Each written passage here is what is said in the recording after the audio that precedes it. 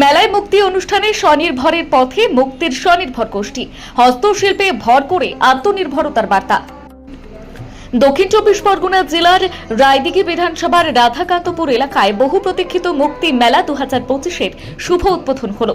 উদ্বোধন করেন বিশিষ্ট সমাজসেবী শিক্ষক চন্দন কুমার মাইতি। স্বনির্ভরতার পথে এগিয়ে চলা নারীদের সাফল্যকে সামনে আনতেই এই মূর্তি মেলার আয়োজন করা হয়েছে। মেলার মূল আকর্ষণ সুন্দরবনের প্রত্যন্ত এলাকা রায়দিঘি বিধানসভার পূর্ব শ্রীধরপুর এলাকায় মুক্তিনগর সংস্থার আত্মপ্রকাশের কাহিনীর বিভিন্ন স্টল, এছাড়াও মুক্তি স্বনির্ভর গোষ্ঠী তৈরির বিভিন্ন হস্তশিল্পের স্টল। বর্ণাঢ্য অনুষ্ঠানের মাধ্যমে শোভাযাত্রার মধ্যে দিয়ে সংস্কার ফাউন্ডার শঙ্কর হালদারের উপস্থিত এই মেলার শুভ উদ্বোধন হলো। এই মেলা চলবে আগামী কয়েকদিন ধরে। এই মেলায় অংশ নিয়েছে মুক্তি একাধিক স্বনির্ভর গোষ্ঠী। এই মেলায় মাটির জিনিস, পট এবং বাঁশের তৈরি সামগ্রী, হাতে বোনা শাড়ি, নকশি কাঁথা, গহনা, বিভিন্ন ডালের তৈরি বাড়ি এবং ঘরোয়া খাদ্যদ্রব্য।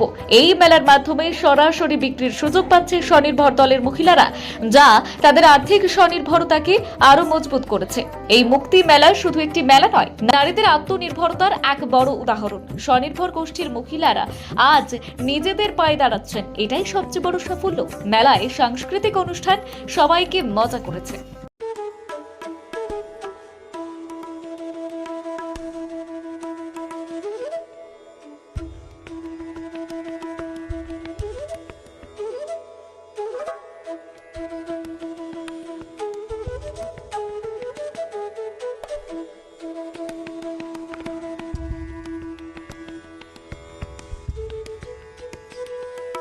সংগঠনের প্রতিষ্ঠাতা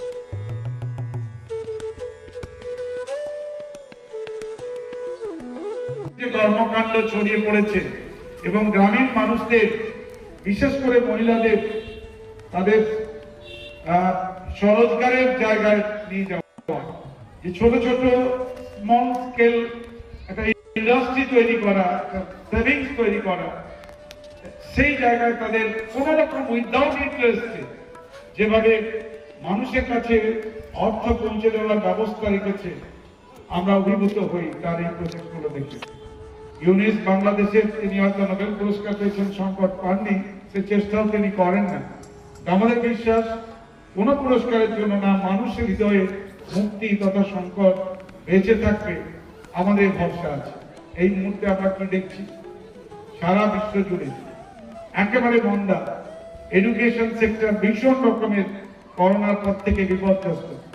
ছাত্রছাত্রীরা স্কুলে আসছে না, যাতে তারা একটা নির্দিষ্ট কারিগরি দীক্ষার দক্ষ হয়ে তারা নিজে যেন স্বনির্ভর হতে পারে। তো আমাদের বাকি যে সমস্ত কি কোর্স শেখানো হয় সেগুলো আমরা স্টলে, ওখানে আছে আমাদের, তোমরা স্টলে আমাদের সাথে যোগাযোগ করো, ওখানে আমরা সবকিছু তোমাদেরকে আরো ভালো করে বলে দেবো।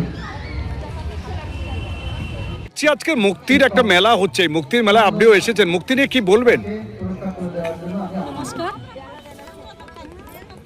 রাধাকান্তপুর ব্রাঞ্চের মুক্তির আনন্দ মেলা নিয়ে একটা আমাদের মেলা চলছে, যেখানে মুক্তির যে মায়েরা বিভিন্ন কাজের সঙ্গে যুক্ত বা গ্রুপের সঙ্গে যুক্ত, তারা যে কতটা স্বনির্ভর হয়েছে, কতটা তাদের ক্ষমতায়ন করেছে, কতটা আত্মস্বনির্ভর হয়েছে, তার একটা সমাবেশ। কারণ মুক্তি মেলা মানে মিলন ক্ষেত্র, তাই এখানে বিভিন্ন মানুষের একত্রিত করে তাদের নিজেদের মধ্যে কথোপকথন, নিজেদের মধ্যে আদান প্রদান, নিজেদের জানা অজানা সব কিছুটা মিলিয়ে এই মেলা।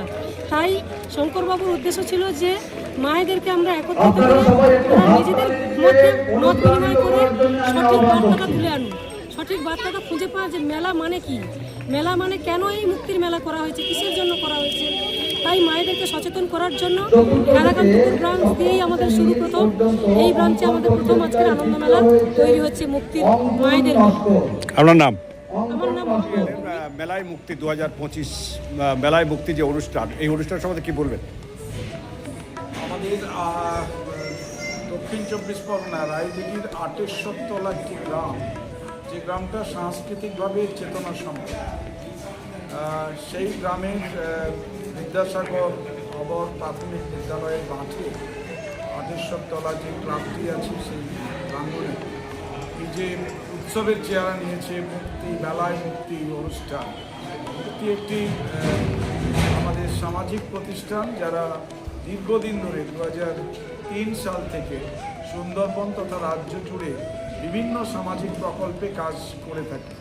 বিশেষ করে মেয়েদের আর্থিক নিরাপত্তাকে সুনিশ্চিত করার লক্ষ্যে এবং বেকারদের কর্মসংস্থানের লক্ষ্যে বিভিন্নভাবে স্বনির্ভর করার লক্ষ্যে যে কাজগুলো করে চলেছে সেটা নিয়েই মূলত এই মেলার উদ্যোগ, যাতে যে 34-35টা প্রজেক্টে কাজ চলছে মুক্তির, এবং নিজেদের মধ্যে একটা এক্সচেঞ্জ প্রোগ্রাম, গ্রামবাসীদের সঙ্গে মিলেমিশে সেই প্রোগ্রামটা যাতে সার্থকতা লাভ করে, তার ব্যাপকতা লাভ করে, সেটা নিয়ে মুক্তি এই মেলার আয়োজন করেছে মেলায় মুক্তি নামে।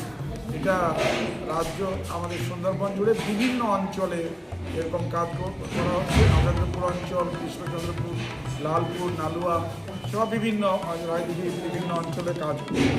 আমাদের এই নিয়ে চলবে মেলাগুলো, এই বিশেষ করে এই শীতকালে, বিগত দিনেও যেভাবে হয়েছে।